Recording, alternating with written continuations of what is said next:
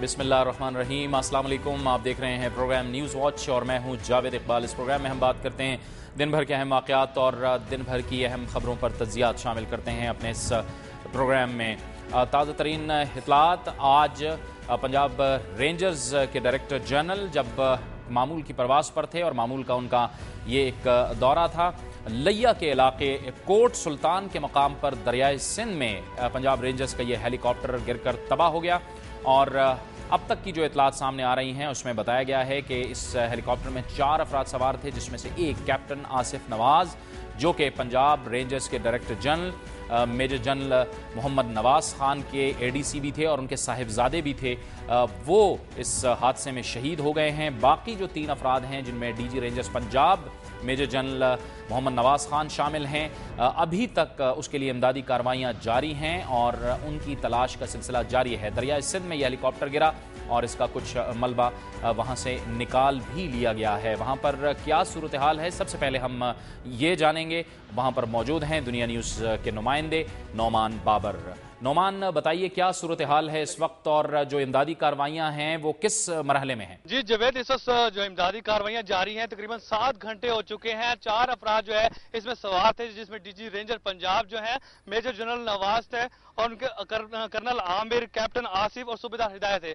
लेकिन इस वक्त जो 7 घंटे गुजर चुके हैं, सिर्फ एक ही डेड बॉडी रिकवर की गई है जो कि कैप्टन आसिफ की है, जो कि मेजर जनरल नवाज के बेटे हैं। ऑपरेशन जारी है, मजीद इमदादी सामान भी मंगवाया गया है।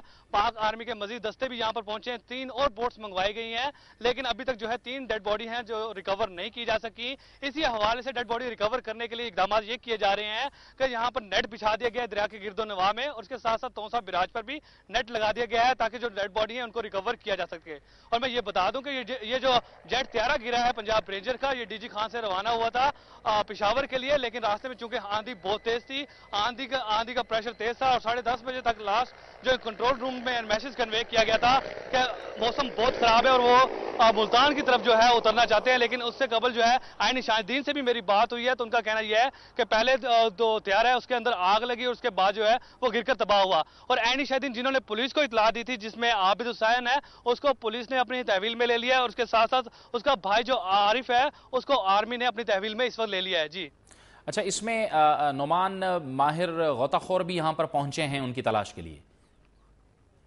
जी बिल्कुल, मंगला डैम से जो है माहिर गोताखोरों की तकरीबन 25 से 20 माहिर गोताखोर जो हैं मंगवाए गए हैं, जिन्होंने अपना काम शुरू कर दिया है, लेकिन अभी तक जो है उनको रिकवर नहीं किया जा सका। 3 डेड बॉडीज को, जिसमें कर्नल आमिर हैं और मेजर जनरल जो नवाज हैं, उनको उनकी जो डेड बॉडी है उसको तहाल जो है रिकवर नहीं किया जा सका। बहरहाल ऑपरेशन जो जारी है आर्मी का, और उनका कहना यह है कि उनकी जब तक उनके जो डेड बॉडीज जो हैं जो तीनों की नहीं रिकवर हो जाती, वो अपना ऑपरेशन जारी रखेंगे। जी बहुत बहुत शुक्रिया नौमान बाबर, हमें बता रहे थे कि इस वक्त क्या सूरत हाल है।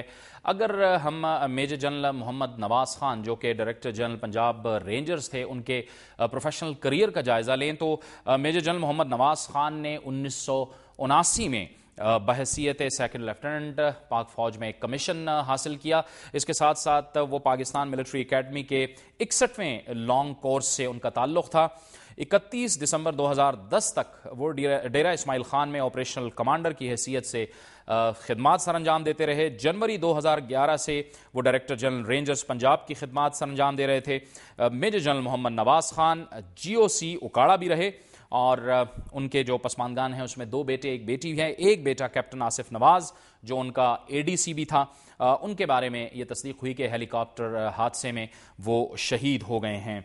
कुछ अर्सा कबल मेजर जनरल मोहम्मद नवाज़ खान जब ऑपरेशनल कमांडर थे डेरा इस्माइल खान में, तो हमने उनसे गुफ्तगू की थी। खुसूसी तौर पर उन्होंने दुनिया न्यूज़ के इस प्रोग्राम न्यूज़ वॉच में गुफ्तगू की थी। वो पाक फौज के एक जर्री कमांडर रहे हैं और जर्री कमांडर हैं।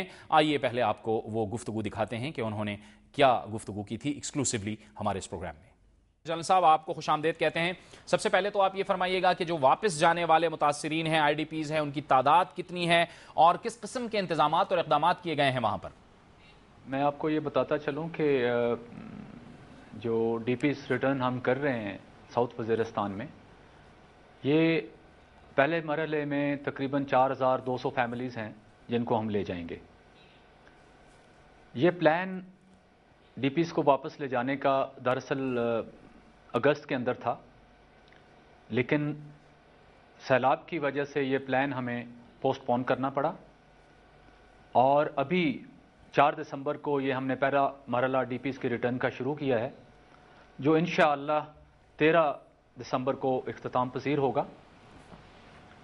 ابھی تک جو پروگریس ہے اس کے تحت تقریباً 65 سے 70 فیملیز اپنے گھروں کو واپس پہنچ چکے ہیں 2 دنوں کے اندر، اور آج بھی اچھی پروگریس ہے، اور میں امید کرتا ہوں کہ ڈی پیز کافی تعداد اس پہلے مرحلے کے اندر اپنے گھروں کو واپس۔ اچھا جن صاحب، اس دوران کس قسم کی حکمت عملی اپنائی گئی ہے؟ کیونکہ ظاہر ہے کہ لا اینڈ آرڈر کا تو مسئلہ ہے، لیکن راستے میں بھی سیکیورٹی کی صورتحال ہوگی، تو کس قسم کی حکمت عملی اپنائی گئی ہے؟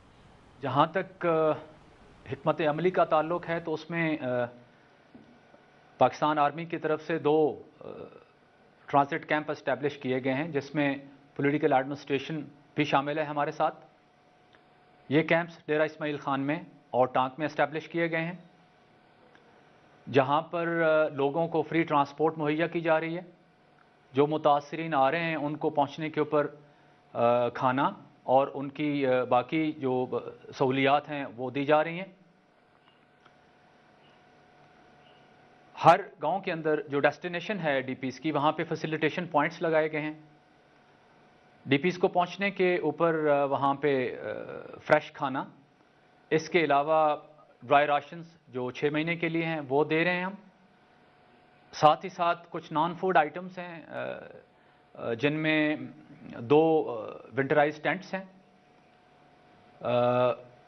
کمبل ہیں، رضائیاں ہیں، کچن آئٹمس ہیں، اور اس کے علاوہ کچھ مسلینس آئٹمس ہیں جو روزانہ کے استعمال کی چیزیں ہیں، یہ وہاں پہ ایشو کی جا رہی ہیں۔ ساتھ ساتھ ڈی پیز کے جو علاقے ہیں وہاں پہ مکمل طور پر الیکٹرسٹی بحال کر دی گئی ہے، پانی کی اسکیمیں مکمل کر دی گئی ہیں، اور اس وقت الحمدللہ تمام گاؤں کے اندر پانی مہیا ہے۔ ساتھ ہی ساتھ فری میڈیکل کیمپس اسٹیبلش کر دیے گئے ہیں، اور بی ایچ یوز جتنے بھی ہیں یہاں پہ فنکشنل ہیں،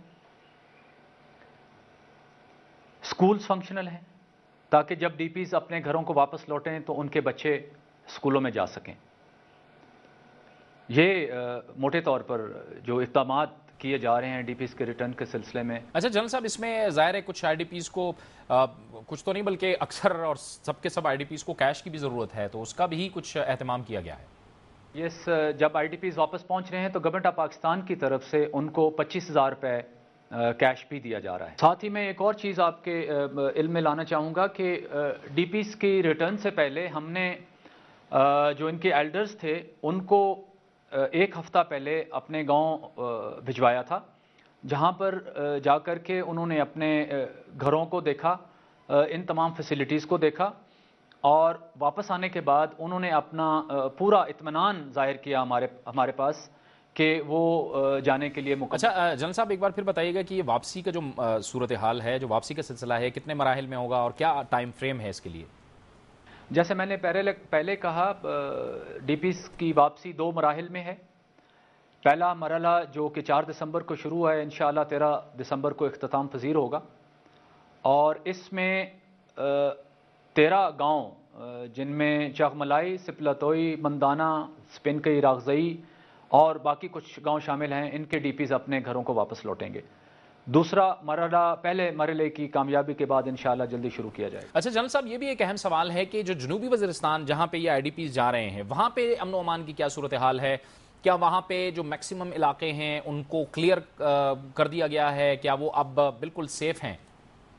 جنوبی وزیرستان میں الحمدللہ اس وقت امن و امان کی صورتحال پر اطمینان ہے۔ مجھے پورا یقین ہے کہ یہ ڈی پیز جو جا رہے ہیں اپنے علاقوں کے اندر، یہ وہاں پہ پرامن زندگی بسر کر سکیں گے۔ دہشت گردوں کی کمر توڑ دی گئی ہے جنوبی وزیرستان میں، اور اس وقت میں یہ پورے وثوق سے کہہ رہا ہوں کہ جو وہاں پہ فضا ہے وہ ڈی پیز کے ریٹرن کے لیے۔ اچھا جنرل صاحب، اس سارے پروسیس کے دوران جب سے یہ جنگ شروع ہوئی، ظاہر ہے کہ جو ایجنسیز کا جو ایک پولیٹیکل سسٹم تھا، جو ایک جرگا سسٹم تھا، وہ بھی کمزور ہوا، اس سسٹم کو بھی نقصان پہنچا۔ کس طرح آپ ممکن بنا رہے ہیں اس میکینزم کو کہ ان لوگوں کی واپسی پھر ان علاقوں میں نہ ہو اور جو عمائدین ہیں وہ آپ کے ساتھ مل کر کام کریں؟ سب سے پہلے تو یہ ہے کہ دہشت گردوں کی واپسی کا کوئی امکان نہیں ہے جنوبی وزیرستان کے اندر، لیکن اس کے ساتھ ساتھ ہم نے کچھ ایسا میکنزم بنایا ہے جس کے تحت اگر کوئی دہشت گرد واپس آنے کی کوشش کرے بھی تو اس کی کوشش کو ناکام بنایا جا سکے۔ جہاں تک جرگا سسٹم کی آپ نے بات کیا ہے، یہ جرگا سسٹم ہم آلریڈی کر رہے ہیں۔ یہ جتنی ریٹرن ہوئی ہے اس سے پہلے جو مالکس ہیں محسود بھائیوں کے، ان سے کنٹینیوسلی بہت زیادہ ہمارا انٹریکشن ہوا ہے اور جرگا سسٹم کو ہم نے بحال کیا ہے، اور یہ جرگا سسٹم کی ہی کامیابی ہے کہ یہ ڈی پیز اپنے علاقوں کو واپس جا رہے ہیں۔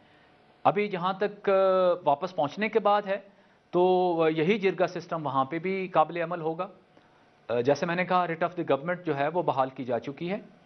پولیٹیکل ایڈمنسٹریشن نے اس علاقے کے اندر اپنے دفاتر کھول لیے ہیں۔ اسسٹنٹ پولیٹیکل ایجنٹ اور ان کے تحصیلدار اور باقی عملہ وہاں پہ موجود ہے، ڈاکٹرز موجود ہیں، اسکول کے ٹیچرز موجود ہیں، اور جب یہ ریٹرن مکمل ہو جاتا ہے تو اس وقت ان علاقے کے جتنے مشران ہیں، جتنے مالکس ہیں، ان کے اوپر جو ہے وہ لیزان کمیٹیز تشکیل کی جائیں گی جو اپنے اپنا علاقے کے اندر سیکیورٹی کی سچویشن کو مانیٹر بھی کریں۔ جل صاحب، کچھ لوگ جو تھے وہ شمالی وزیرستان بھی چلے گئے تھے، دوسرے علاقوں میں بھی چلے گئے تھے، ان کی رجسٹریشن بھی نہیں ہوئی تھی، ان کے لیے کیا طریقہ کار اختیار کیا جا رہا ہے؟ ہم نے اس پروسیس کو آسان کرنے کے لیے اور ٹو انشور کہ زیادہ سے زیادہ جو ہیں وہ متاثرین اپنے علاقوں کو واپس لوٹیں، ایون جن لوگوں نے اپنی رجسٹریشن نہیں کروائی، ہم نے ان کے لیے بھی ایک پروسیجر جو ہے وہ اڈاپٹ کیا ہے، جس کے تحت جو ہمارے ٹرانزٹ کیمپ بنے ہوئے ہیں ٹانک میں اور ڈیرہ اسماعیل خان میں، وہاں پہ ہم ان کو ٹیمپریری کارڈز ایشو کر رہے ہیں، اور ساتھ ہی ساتھ ان سے ہم رجسٹریشن فارمز وہاں پہ آن سپاٹ فل کروا رہے ہیں۔ جو رجسٹریشن فارمز بعد میں نادرا کو دیے جائیں گے اور ان کے کارڈز بنیں گے، تو جب تک ان کے کارڈز نہیں بنیں گے اس وقت تک وہ ایک ٹیمپریری کارڈ جو کہ پولیٹیکل ایڈمنسٹریشن کی طرف سے ایشو ہوگا، اس کے تحت وہ اپنے فیملیز کے ساتھ۔ اچھا جنرل صاحب، بعض تنظیموں کی جانب سے، خصوصی طور پر ہم نے دیکھا گزشتہ روز ٹی ٹی پی کی جانب سے یہ دھمکی دی گئی کہ متاثرین کو وہاں واپس نہ بھجوایا جائے، یہ کیا صورتحال ہے؟ کیا آپ تو فرما رہے ہیں کہ سارے علاقے کلیئر ہیں وہاں پر؟ کہ اس کی صداقت کا تو میں کچھ نہیں کہہ سکتا، لیکن ثبوت کے طور پر آپ خود دیکھ لیں کہ تیسرا دن ہے اور یہ ڈی پیز لگاتار اپنے گھروں کو واپس جا رہے ہیں، اور الحمدللہ کسی ڈی پیز کو ابھی تک کسی دہشت گرد کی طرف سے کوئی خطرہ نہیں آیا۔ تو میرے خیال میں دہشت گردوں کی یہ استعداد نہیں ہے کہ وہ اس ریٹرن پروسیس کو متاثر کر سکیں۔ یہ تھے میجر جنرل محمد نواز خان، جنہوں نے اب سے کچھ ہی عرصہ قبل ہم سے خصوصی طور پر یہ گفتگو کی تھی، اور آپ نے دیکھا کہ کتنی محنت، کتنی محبت اور کتنے بھرپور عزم کے ساتھ جب جنوبی وزیرستان کے متاثرین واپس جا رہے تھے تو پاک فوج کا یہ جرری کمانڈر اس وقت ان تمام کارروائیوں میں مصروف تھا۔ یہ عمل انہوں نے مکمل کیا اور اس کے بعد وہ 1 جنوری 2011 سے پنجاب آئے اور یہاں پر پنجاب رینجرز کی انہوں نے کمان سنبھالی۔ وقت وہ چاہتا ہے ہمارے اس پروگرام میں بریک کا، اور بریک کے بعد ہمارے اس پروگرام کا سلسلہ جاری رہے گا۔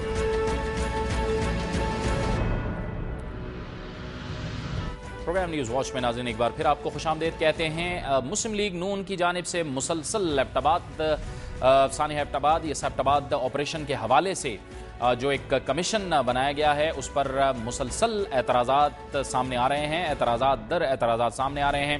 پہلے چودھری نثار علی خان نے اس پر اعتراض کیا، اور اب مسلم لیگ نون کے قائد جناب میاں نواز شریف نے بھی اس پر ایک بار پھر اعتراض کیا ہے۔ آج میاں نواز شریف نے اس پر کس طرح سے اعتراض کیا، پہلے آپ کو وہ سنواتے ہیں۔ حکومت نے صدر اور وزیر اعظم نے آپس میں مشورے سے کر لیا ہے، بھائی اس میں لکھا ہوتا ہے ریزولوشن میں کہ یہ فیصلہ جو ہے یا جو کمیشن بنے گا، یہ commission leader of the opposition اور وزیر اعظم کے مابین جو مشاورت ہوگی اس کے بعد یہ کمیشن بنے گا۔ اس کی جو ٹرمز آف ریفرنس ہیں یا موڈیلٹیز ہیں وہ بھی اسی طے کی جائیں گی مشاورت سے، اور پھر اس کے جو کمپوزیشن ہے کہ کون کون سے لوگ اس کمیشن کے ممبر ہوں گے وہ بھی مشاورت سے طے کیا جائے گا۔ ایسا نہیں ہوا۔ آج مسلم لیگ نون کے قائد میاں نواز شریف کے اس موقف پر رد عمل پیپلز پارٹی کی جانب سے آیا ہے۔ صدر پاکستان کے سیاسی مشیر فیصل رضا عابدی اس اعتراض کا جواب کچھ اس طرح سے دیتے ہیں۔ سب سے پہلے تو میں آپ سے گزارش کروں کیونکہ وہ تعزیت کرنے گئے تھے، جب کہیں جایا جاتا ہے وہاں پہ سیاسی گفتگو سے کیا جاتا ہے، یہ آداب انسانی کے خلاف ہے۔ دوسرا، جہاں تعزیت کر رہے تھے آج وہاں کے دو لفظ جو ہے لاردن اور طالبان جنہوں نے حملوں کی ذمہ داری قبول کی تھی، ان پہ بھی لعنت ملامت کے اگر ادا کر دیتے تو قوم کی نظروں کا خط کافی دراز ہو جاتا۔ گزارش آپ سے صرف اتنی ہے کہ کمیشن کی تشکیل جو بھی آپ کے سامنے ہے، غیر متنازع شخصیات ہیں، معروف تجزیہ نگاروں نے اور سول سوسائٹی نے اس کی پذیرائی کی ہے۔ جس طرح ہی آزاد عدلیہ کے ایک معزز ترین جج ہیں جو انتہائی اچھی شہرت کے حامل ہیں، اور یہ وہ جج صاحب ہیں جن کو خود پی ایم ایل این نواز جو ہے وہ یہ دعویٰ کرتی ہے کہ ہم اپنے کندھوں پہ آزادی عدلیہ کی تحریک کو کامیابی سے سر کر کے اور عدلیہ میں بٹھا پائے ہیں۔ تو بجائے اس کے کہ گفتگو کی جائے، آزادانہ کمیشن کے نتائج کا انتظار کیا جائے جس پہ ہم اور وہ ہم پلہ ہوں گے، لیکن میری ایک بار پھر گزارش ہے، تعزیت کی جاتی ہے وہاں سیاست نہیں کی جاتی۔ سمجھتا ہوں کہ گزارش یہ ہے 2000 سے لے کے آج تک جتنے بھی حملے ہوئے ہیں، جتنی بھی شدت کی ہوئی، سب پر ہی کمیشن قائم کی جانا چاہیے، نہ صرف انکوائری ہے وہ وہاں کے محکمہ جاتی انکوائری پاکستان نیول فورسز کر رہی ہیں، پاکستان آرم فورسز کر رہی ہیں، اور اگر ہاں وہاں پہ کسی انکوائری کی ضرورت ہے مزید کے نتائج آنے کے انتظار کے بعد، ہو سکتا ہے حکومت آگے جا کے اسٹیپ لے۔ اب یہاں سوال یہ پیدا ہوتا ہے کہ جو کمیشن قائم کیا گیا ہے اور جس میں یقینی طور پر معتبر نام شامل کیے گئے تھے، کیا اس کمیشن کو کام کرنے دیا جائے گا یا اس پر اعتراضات در اعتراضات کر کے ان معاملات کو مزید طوالت میں رکھا جائے گا؟ یہ ہے ایک بنیادی سوال۔ اس کے ساتھ ساتھ اطلاعات یہ بھی آئیں کہ معروف قانوندان فخر الدین ابراہیم صاحب نے بھی انکار کیا ہے، اور اس کے ساتھ ساتھ ہم نے دیکھا ہے کہ گزشتہ روز جو سپریم کورٹ بار کی صدر ہیں عاصمہ جہانگیر، انہوں نے بھی جسٹس جاوید اقبال کے حوالے سے قانونی ایک نقطہ اٹھایا تھا اور ان کا کہنا تھا کہ یہ غیر قانونی ہے، حالانکہ آج جسٹس جاوید اقبال یہ کہہ چکے ہیں اطلاعات کے مطابق کہ انہیں اس کمیشن کی سربراہی کرنے میں کوئی اعتراض نہیں ہے۔ اس وقت ہمارے ساتھ ٹیلی فون لائن پر موجود ہیں ملک کے معروف قانوندان اور مسلم لیگ ق کے سینئر رہنما جناب ایس ایم ظفر، اور ہمیں ٹیلی فون لائن پہ ہی جوائن کریں گے مسلم لیگ ہم خیال کے رہنما جناب سلیم سیف اللہ۔ بہت بہت شکریہ سلیم سیف اللہ صاحب، اور بہت شکریہ ایس ایم ظفر صاحب، آپ نے ہمیں جوائن کیا۔ ایس ایم ظفر صاحب، آپ سے پوچھنا چاہیں گے سب سے پہلے کہ کمیشن تو بن گیا، معتبر نام بھی اس میں آئے، لیکن ہم نے دیکھا کہ عاصمہ جہانگیر نے بھی اس پر اعتراض کیا، پھر میاں نواز شریف صاحب بھی اعتراضات در اعتراضات کر رہے ہیں، مسلم لیگ نون بھی اعتراضات کر رہی ہے۔ اب پھر ہوگا کیا؟ یہ تو پھر کمیشن کام ہی نہیں کر پائے گا۔ معلوم ایسا دکھائی دیتا ہے کہ ہمارے جو حاکم ہیں اور حکومت کر رہے ہیں انہیں حکومت کرنی آتی ہی نہیں۔ یہ تمام کمیشن جیسے نازک اور حساس معاملے میں ہمیشہ پرائم منسٹر یا جنہوں نے بھی کمیشن مقرر کرنا ہوتا ہے وہ ان احساب کو جنہیں وہ کمیشن پر یا اس معاملات پہ متعین کرنا چاہتے ہیں ان کو ضرور بتا دیا کرتے ہیں کہ ہم آپ کو اس فریضہ میں شامل کرنا چاہتے ہیں، آپ کو کوئی اعتراض تو نہیں ہے۔ دکھائی یہ دیتا ہے جو جس طریقے سے انکار ہوا ہے فخر الدین ابراہیم کا یا عاصمہ جہانگیر صاحبہ نے اطلاع دی ہے چیف جسٹس صاحب کے متعلق کہ یہ جو تمام روایتیں ہوتی ہیں حکومت چلانے کی اس سے یہ لوگ بالکل قطعی یا تو ناواقف ہیں یا جان بوجھ کر کوئی اس قسم کی حرکت کر رہے ہیں، اور تاکہ یہ معاملہ کھٹائی میں پڑ جائے۔ اچھا ایس ایم ظفر صاحب، اگر یہ معاملہ طول پکڑتا ہے تو اس کے کیا نقصانات ہو سکتے ہیں، اور اگر اس طرح کے اعتراضات سامنے آتے ہیں تو کمیشن کام کر پائے گا یا نہیں؟ اسی پر آپ سے گفتگو ہم کریں گے، اور سلیم سیف اللہ صاحب بھی ہمارے ساتھ موجود ہوں گے، لیکن ایک بریک کے بعد۔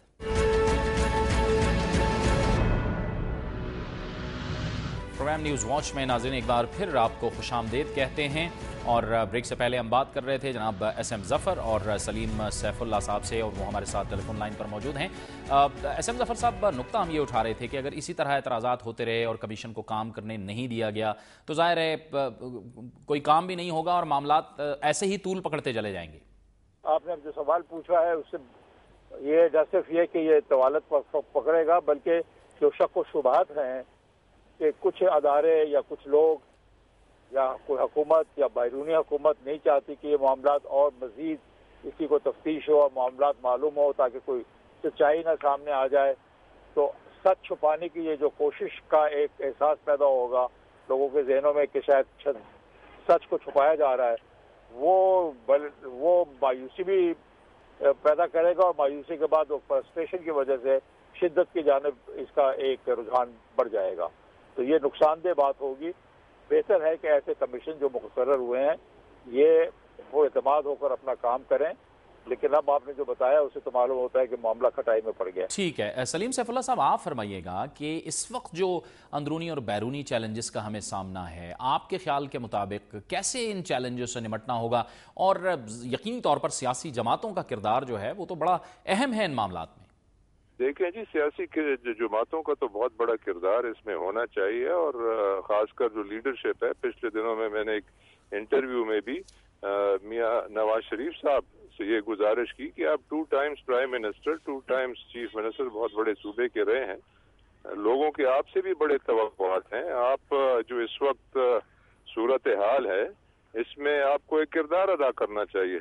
मैं अपने आप को, और अपनी छोटी जमात है हमारी, लेकिन उसको भी मैं यही ताकीद कर रहा हूँ कि इस वक्त हमें ईवान इक़्तिदार तक पहुंचने के लिए या ईवानों को तक उसकी नहीं सोचना चाहिए, मुल्क का सोच हमारी कौमी होनी चाहिए। अलमिया ये है कि आजकल कोई कौमी सोच कम होती जा रही है, जाती पार्टी सोच जो है उसको हम, और एक खूबसूरत और एक बेहतरीन मुल्क को जो है हमने तबाही की तरफ हम ले जा रहे हैं। तो मेरी तो सबसे ये गुजारिश है कि जी बराए करम जरा कौमी सोच अपनाएं। पाकिस्तान इस वक्त DGISI के कहने के मुताबिक दलदल में फंसा हुआ है, उसको हमने दलदल से निकालना है। कोई अमेरिका ने नहीं निकालना है, या बरतानिया ने, या जर्मनी ने, हम नहीं निकालना। एहसन जफर साहब, आप इस बात से इत्तेफाक करेंगे कि हमने देखा है कि कमोबेश तमाम सियासी जो जमातें हैं वो सियासी हम आहंगी के हवाले से और चैलेंजेस से निपटने के लिए हमने देखा गुज़िश्ता दिनों में एक राय उनकी है, वो एक पेज पे हैं, लेकिन एक आध जो बड़ी जमात है वो शायद उस पेज पे नहीं है, और शायद उसके बारे में ये कहा जा रहा है कि सियासी पॉइंट स्कोरिंग कर रही है। अभी इतना आपका मुश्किल सवाल है कि मेरे पास कोई फौरी हल इसका दिखाई नहीं देता। अगर मैं ये कहूँ कि मिड टर्म इलेक्शन करा लिए जाएं तो उसके लिए भी एक फजा साजगार नहीं है। अगर मैं ये कहूँ कि फिलहाल कोई इंटरिम गवर्नमेंट बनाने का मामला कर लिया जाए तो उसके लिए आइन का रास्ता हमवार नहीं है हमारे सामने। तो ये क्या किया जाए, इस पर अगर आप मुझसे पूछें तो यही कहा जा सकता है कि हमारी सियासी जमातें कोई ऑल पार्टीज कॉन्फ्रेंस, मुख्तसर सी कॉन्फ्रेंस न बुलाएं बल्कि कमेटी ऑल पार्टीज बनाएं जिसमें सबके लोग साथ जोड़कर बैठ जाएं और बताएं कि क्या करना चाहते हैं और किस तरीके से इस मामले को हल करें। वरना अगर एक बात करें और उसके बाद उस पर एतराज़ात उठेंगे तो एतराज़ात तो हमेशा उठ जाया करते हैं, उसमें तो कोई दिक्कत नहीं होती। मकसद तो ये होता है कि एक चीज़ आगे चले। अब ये कमीशन का बनाना, मैंने जब एक वक्त आया था कि पार्लियामेंट में रेजोल्यूशन पास हुई तो मुझे साफ नजर आता था कि अगर कोई चीज चल सकती है तो वो कमीशन है। बाकी जितनी रेजोल्यूशन की बातें थी वो जज्बाती थी, ये अमली थी। इस पर अगर अमल हो जाता और इस पर हम आगे चल पड़ते तो मुमकिन है कि हमें कोई आपस में एक लाए अमल तय करने का की गुंजाइश मिल जाती। अब इस वक्त क्या कहा जा सकता है सिवाय इसके कि कहीं ऐसा ना हो कि अनहोनी हो जाए। सलीम साहब, इस सारी गुफ्तगू से एक जो मामला निकलता है वो है अमेरिका के साथ ताल्लुकात का मामला। वहां पर मामलात कैसे किए जाएं, बराबरी की बुनियाद पे किए जाएं? क्या ये जो हम कह रहे हैं, ये हमारा जो हम बात कर रहे हैं, ये बहुत कोई हम आइडियलिज्म का शिकार हो रहे हैं कि जब हम ये बात करते हैं कि बराबरी की बुनियाद पर मामलात हों, मफादात की बुनियाद पर मामलात हों? जावेद इकबाल साहब, देखें, मुल्क बेशक छोटा हो, अस्करी कुव्वत हो या ना हो, लेकिन हर एक मुल्क जो है वो इंडिपेंडेंट, सावरन, खुद मुख्तार होता है। तो इसलिए जो ग्लोबल पॉलिटिक्स जिसे कहते हैं उसमें आप ये नहीं कह सकते कि जी मैं चूंकि बड़ा मुल्क हूँ तो मेरे लिए और कवानीन है और आप छोटा मुल्क हैं आपके लिए कोई और कवानीन है। तो इसलिए आज जो मीटिंग थी ज्यादा तो हमने फोकस किया था अमेरिका के साथ जो हमारे इस वक्त ताल्लुकात हैं, क्योंकि हमारे जॉइंट इजलास में भी फैसला हुआ कि इन ताल्लुकात को हमें अब रिविजिट करने की जरूरत है, इस पे दोबारा गौर करने की जरूरत है, इसमें इस्लाह की जरूरत है। تو اس سلسلے میں ہم نے یہ آج کافی کوئی 2.5 گھنٹے کے قریب، جس میں ہماری وزیر خارجہ برائے خارجہ جو ہیں اپنی ہنا ربانی سر اور سیکٹری سلمان بشیر صاحب اور ان کے دیگر رفقاء کار وہ موجود تھے، تو اس میں کافی فوکس ہوا اور اس میں ہم نے دوبارہ فورن آفس کو یہ پیغام دیا کہ آپ کمیونیکیٹ کریں امریکہ کی حکومت کو، ان کی کانگریس کو، ان کی انتظامیہ کو، کہ ہم یہ جو 2 مئی کا واقعہ ہوا اس پہ یقیناً قوم انتہائی تشویش اور ان کو پریشانی اور ان کو اس سے بڑا دکھ ہوا کہ ایک دشمن سے تو گلہ انسان نہیں کر سکتا، لیکن جب آپ کہتے ہیں کہ ہم پارٹنرز ہیں، ہم اسٹریٹجک پارٹنرز ہیں، ہمارا موقف ایک ہے، جنگ ایک ہے، اور پھر آپ اس قسم کی حرکت کریں تو اس سے یقیناً کوفت بھی ہوتی ہے، اور عوام یقیناً اس وقت بجا طور پہ حکمرانوں سے بھی پوچھ رہی ہے، ہم سے بھی، کہ یہ کیسے ہوا، کیوں ہوا۔ جب ہلری کلنٹن آئی تھی ان پہ بھی واضح کیا کہ اس قسم کے ہم واقعات بالکل برداشت کرنے کے لیے تیار نہیں ہیں، اور آئندہ اس قسم کی کوئی دراندازی جو ہے وہ نہیں ہونی چاہیے۔ اسم ظفر صاحب، یہی نقطہ آپ کے سامنے بھی میں رکھنا چاہوں گا کہ یہ جو برابری والا معاملہ ہے، کیا ہم اس پہ بالکل نہ سوچیں؟ برابری کی بنیاد پہ تعلقات نہیں ہو سکتے کیا؟ تعلقات امریکہ کے ساتھ مکمل برابری کی بنیاد پر نہیں ہو سکتے۔ ہمیں اس وقت امریکہ کے ساتھ اس طریقے سے چلنا ہوگا جس طریقے سے کسی زمانے میں جرمنی اور جاپان چلے تھے، کہ ہم اپنے حالات کو درست کریں، طاقتور ہو، مضبوط ہو جائیں، تو پھر ہم اس قابل ہوں کہ برابری کی بات کر سکیں۔ ہمیں ان سے اپنے جو ہمارے حقوق ہیں، جو ہمارے بنتے ہیں، جو ایک بین الاقوامی تعلقات کی بنا پر ہم چیزیں حاصل کر سکتے ہیں، وہ کریں، اور ان کے ساتھ کو اس انداز سے جس میں ہمارا مفاد قائم رہ سکتا ہو، جو کہ ہر چھوٹے سے چھوٹا ملک بھی رکھ سکتا ہے، بشرطیکہ کہ ان کے پاس ویژن موجود ہو۔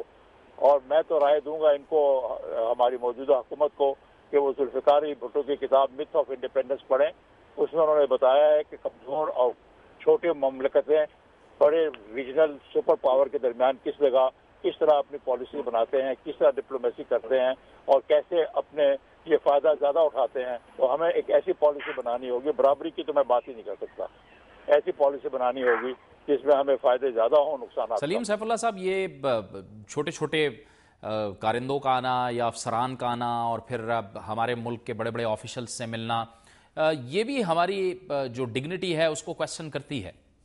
تو یہ جناب والا، یہ قصور وزارت خارجہ کا ہے، اور آج ہم نے اس پہ یہ بھی واضح کیا کہ جب سینیٹر جان کیری، جو میرے وہ ہیں کولیگ ہیں وہاں، اس میں ہم امریکہ میں ہم منصب ہیں وہاں پر، تو ان کو جب وہ یہاں آتے ہیں ان کو فورن افیئرز کمیٹی سینٹ جو ہے ان سے رابطہ کرنا چاہیے، ہم سے بات کریں، ہم ان کو بتائیں گے کہ کیا حالات ہیں، کیا واقعات ہیں، لیکن فورن آفس کو ان لوگوں کو سمجھانا چاہیے، اور صدر محترم اور وزیر اعظم بھی جو بھی آتے ہیں ان سے وہ ملتے ہیں، یہ مناسب نہیں ہے۔ اگر کوئی ٹھیک ہے ملنا چاہے 5-10 منٹ کے لیے، جو روایتی ایک وہ ہوتا ہے ملاقات، وہ اپنی جگہ، لیکن جو ڈیٹیلڈ تفصیلی ملاقات ہے وہ انہیں اپنے ہم منصب سے کرنی چاہیے۔ اگر جنرل ملن آ رہے ہیں تو وہ جوائنٹ چیف سے ملیں، ان کے آرمی چیف آ رہے ہیں تو ہمارے آرمی چیف سے ملیں، ان کے CIA کے آ رہے ہیں تو ہمارے ISI والوں سے ملیں، اور جب ان کے خارجہ امور کمیٹی کے چیئرمین آتے تو ان کو ہم سے ملنا چاہیے۔ تو اس پہ ہم نے آج احتجاج کیا، اور فورن آفس کو یہ تاکید سے بڑی اس سے کہا کہ بھئی آپ آئندہ جب بھی یہ آئیں، چھوٹے ملکیوں بڑے ملکیوں، آپ ان کے مناسب جو ہے اپوائنٹمنٹس کیا کریں، یہ نہیں کہ ہر ایک جو آ رہا ہے تو وہ صدر پاکستان اور وزیر اعظم پاکستان سے ملاقاتیں ہو رہی ہیں۔ بہت بہت شکریہ، بہت بہت شکریہ سلیم سیف اللہ صاحب آپ کا، اور بہت بہت شکریہ اسم ظفر صاحب آپ کا بھی کہ آپ نے ہمیں اس گفتگو میں جوائن کیا۔ وقت ہوا چاہتا ہے ایک بریک کا، اور بریک کے بعد ہم آپ کو بتائیں گے کہ مہنگائی نے عوام کی کمر توڑ دی ہے۔ ایک بریک کے بعد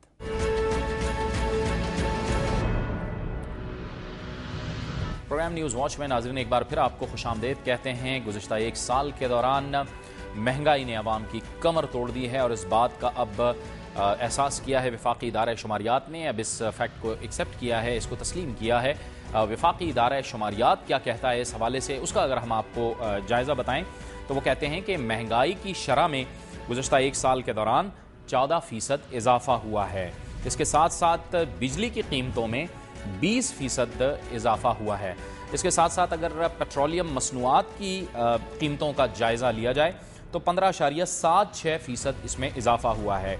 ट्रांसपोर्ट किरायों की कीमत में 14.34% इजाफा हुआ है। इसके साथ साथ अगर देखा जाए तालीम 6%, जबकि तफरीह 10.78% महंगी हुई है।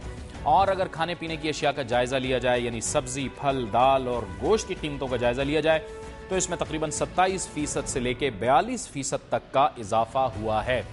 ये एक बार फिर हम आपको बता दें कि ये कह रहा है वफाकी इदारा शुमारियात। क्या इससे बढ़कर महंगाई हुई है और ये महंगाई क्यों हुई है और क्यों कर हम इसको कंट्रोल नहीं कर पा रहे, इन तमाम मामलात पर बात करने के लिए हमें ज्वाइन किया है माहिर उमूर अजनास, कमोडिटी एक्सपर्ट और कराची चैम्बर ऑफ कॉमर्स के एडवाइज़र हैं जनाब शम्सुल इस्लाम खान ने। बहुत शुक्रिया खान साहब, आपने हमें ज्वाइन किया। सबसे पहले तो आप ये बताइएगा, ये जो ब्यूरो ऑफ स्टैटिस्टिक हमें बता रहा है, ये जो आदाद शुमार बता रहा है, इससे आप इत्तेफाक करते हैं इतनी महंगाई बढ़ी है, इससे ज़्यादा बढ़ी है? शुक्रिया जावेद साहब। सबसे पहले तो हेड्स ऑफ टू एफबीएस के उन्होंने एटलीस्ट पेपर्स में तो इन्फ्लेशन कूल डाउन किया और they know how to engineer के 14% हुआ। इनफैक्ट ग्राउंड रियलिटी ये है कि इस वक्त पाकिस्तान में पूरे साल में कोई तकरीबन कम से कम भी 18% इन्फ्लेशन रहा है। अगर आप देखें तो आपकी पेट्रोल की प्राइसेस भी बहुत ऊपर गई हैं, आपके रिकॉर्ड हाई शुगर प्राइसेस गई, आपकी रिकॉर्ड हाई आपका जो है ऑनियन और पोटैटो की प्राइस गई, टोमेटो की प्राइस गई। ये सारी चीजें देखते हुए आप देखेंगे तो आपको महंगाई ज्यादा से ज्यादा नजर आएगी। और इसमें जो एरियाज, जो आइटम इन्होंने 53 आइटम लिए जाते हैं, वो नॉर्मली उनकी प्राइस बढ़ती नहीं है, लेकिन इस दफा कुछ बैड लक ऐसे हुए हैं कि उनकी प्राइस भी बहुत ज्यादा बढ़ गई, जिसकी वजह से इनका ये इन्फ्लेशन आया है।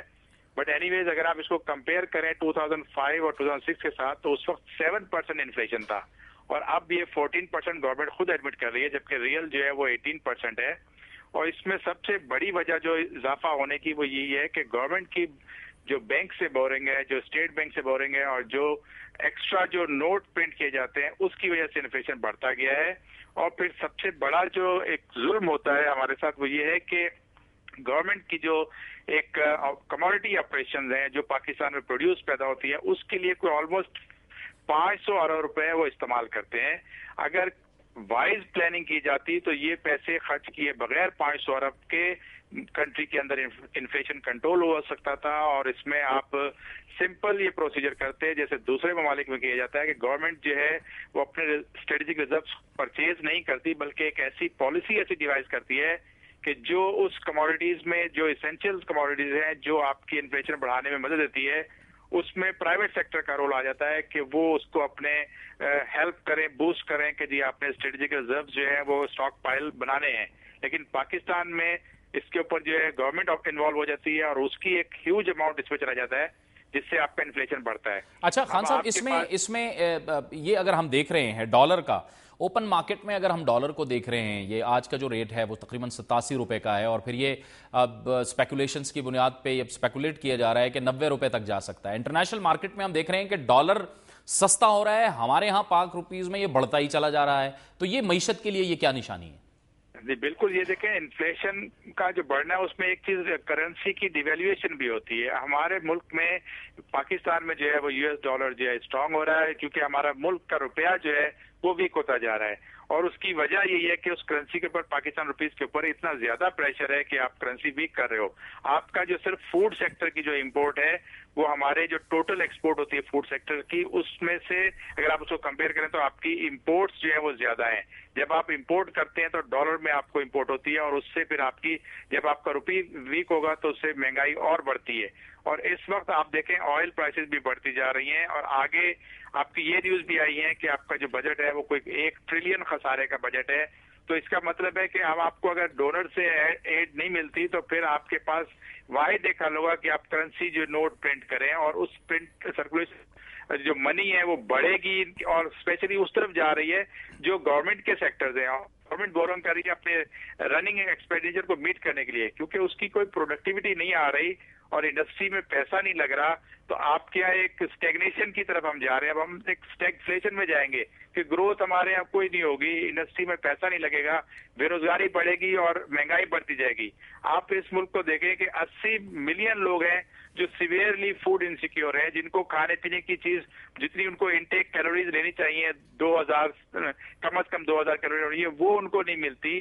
تو آپ انفلیشن پیپرز میں تو کنٹرول کر رہے ہو لیکن پریکٹیکلی نہیں کرتے. بلکہ میں یہ سجیسٹ کروں گا کہ اگر ایف بی ایس کا ادارہ جو جینوئن ریکارڈ نہیں کر سکتا اس چیزوں کو, مہنگائی کو, اس کو ختم کر دیا جائے تو ایٹ لیسٹ وہ پیسہ جو اس پہ لگ رہا ہے وہ ایک انفلیشن کا کاز ہی بنتا ہے نا. تو آپ اس کو چاہیں کہ چیمبرز کو انوالو کریں کنٹری کے, کہ وہ ڈیٹا مانیٹرنگ کریں, ان کے R&D سیل, اور وہ ایکچوئل ڈیٹا دیں گے. ایکسپورٹس کا بھی ایکچوئل ڈیٹا آئے گا, امپورٹس کا بھی آئے گا, تو آپ کا ڈیٹا جو ہے ٹرانسپیرنٹ ہو جائے گا. اس سے آپ کا ایک ایکچوئل پکچر بھی ریفلیکٹ ہوگی, تب آپ کی گورنمنٹ کی جو پالیسیز ہیں وہ بہتر نظر میں آئیں گی. بہت شکریہ, بہت بہت شکریہ. شمس الاسلام خان کموڈٹی ایکسپرٹ ہم سے گفتگو کر رہے تھے اور بتا رہے تھے کہ کیا صورتحال ہے اس وقت مہنگائی کی.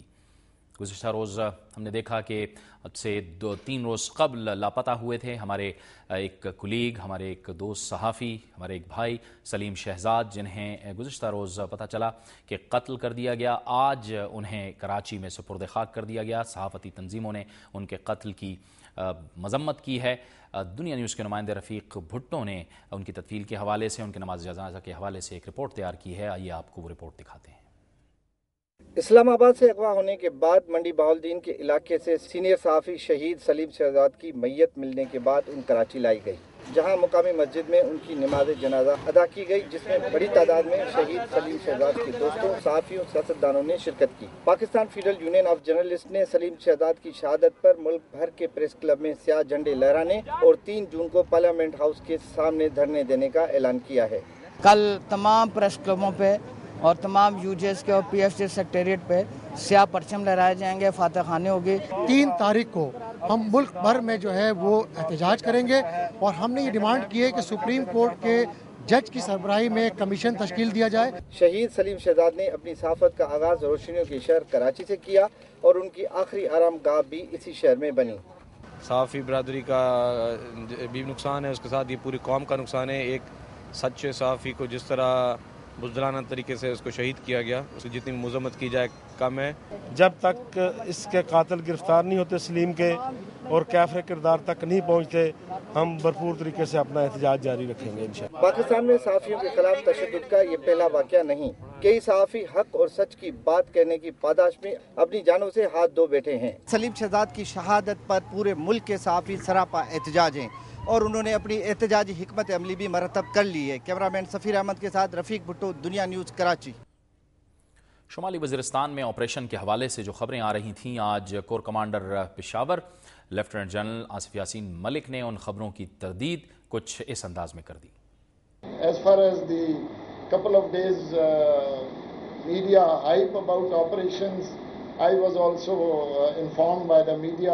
I have no such plans as far as I am concerned. We will undertake operations when we want to and when it is militarily and otherwise in the national interest to undertake such operations. Cover commander Peshawar کہتے ہیں کہ ایسا کوئی بھی معاملہ زیر غور نہیں ہے. یہ تھا ہمارا آج کا پروگرام. اگر آپ فیڈ بیک یا رائے دینا چاہتے ہیں تو ہمیں لکھیے. ہمارا ای میل ایڈریس ہے nwo@duniatv.tv. پروگرام نیوز واچ سے جاوید اقبال کو اجازت دیجیے. اللہ حافظ.